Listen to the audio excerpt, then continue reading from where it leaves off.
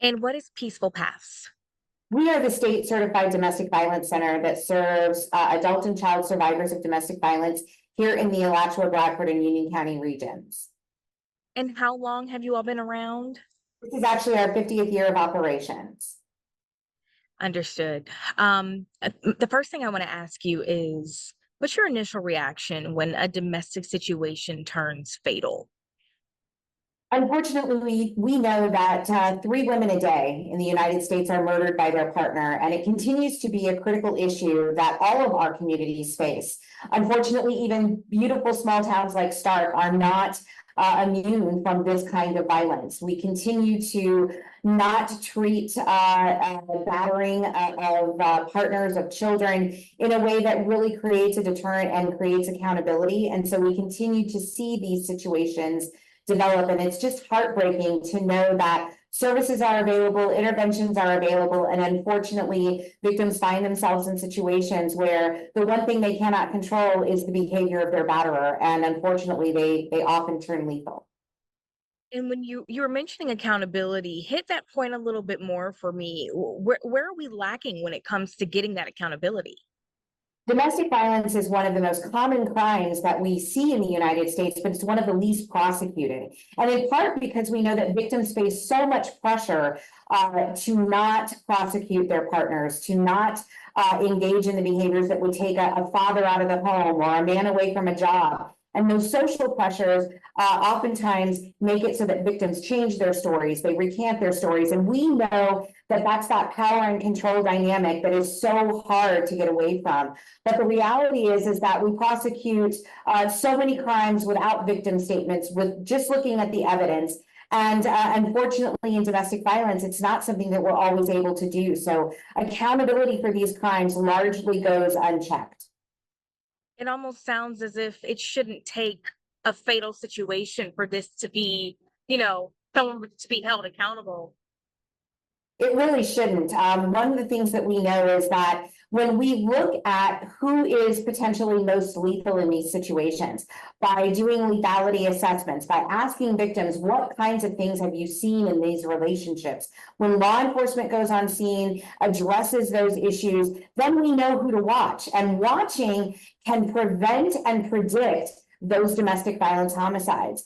We've seen programs like that around the country. We have one in place in Alachua County. There's a bill before the governor right now to make it statewide. Those lethality assessment programs, in conjunction with law enforcement, really can predict who is most at risk and prevent those situations from happening. Are there lasting effects on children who witness fatal domestic violence? Absolutely. One of the biggest concerns, and in fact, the text that I sent to Sheriff Smith this morning was, let us know what we can do for the families. The children in these situations are traumatized for life. This is something that is never going to leave that 11-year-old girl. We want to make sure that we can do everything we can as a community to put those safeguards in place to help her heal and walk through this journey with her. We have trauma counseling that we provide for free for victims and their children. And we want to make sure that this family knows that they can reach out to us, and we will try to get those services in place as soon as they are ready. What does trauma counseling entail? What would some of the questions be asked of this 11-year-old girl to help get her in a recovery or in a healing from this traumatic situation? The biggest thing is to let her know that whatever the situation was, it was not her fault. That whatever was happening in that household, she is not responsible for, and that the path forward is going to involve a lot of healing and looking at what her responsibility is moving forward to herself. That the only thing she is really responsible for right now is taking care of herself and finding ways to manage whatever grief she's feeling, whatever fear she's feeling about what has happened, what she's witnessed, and what the future holds for her, and surrounding her with a support system that really can help her build the resilience to actually live a life where this becomes a detail, but not the focus of the rest of her life and her journey forward. And my last question for you, are there warning signs? And how do we move from this situation in a positive way so maybe it doesn't happen again? There actually are great ways that we can look at batterer behavior and see that there are red flags and signals that something is escalating. For example, if a batterer has access to weapons, if there are children in the home that he knows are not his, if there has been a change in a financial situation where he's lost a job or there's increased financial pressures, if he has ever threatened to harm people in the past or threatened to commit suicide, those are all giant red flags that tell us that the escalation is there. If they've engaged in any sort of escalated physical violence, including strangulation, that's another big sign that there is something on the horizon potentially for that victim. So again, we would just encourage people to call our helpline. If you're anywhere in the state of Florida, they can call 800-500-1119. If you're specifically in the Bradford, Union, or Alachua County region, you can reach us at our helpline at 352-377-8255. We have emergency shelter, supportive housing, relocation services, counseling and support groups.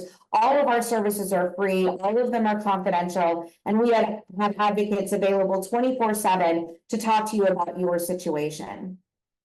Is it fair to say that we don't know what happened here right now, but we know we don't want it to happen again?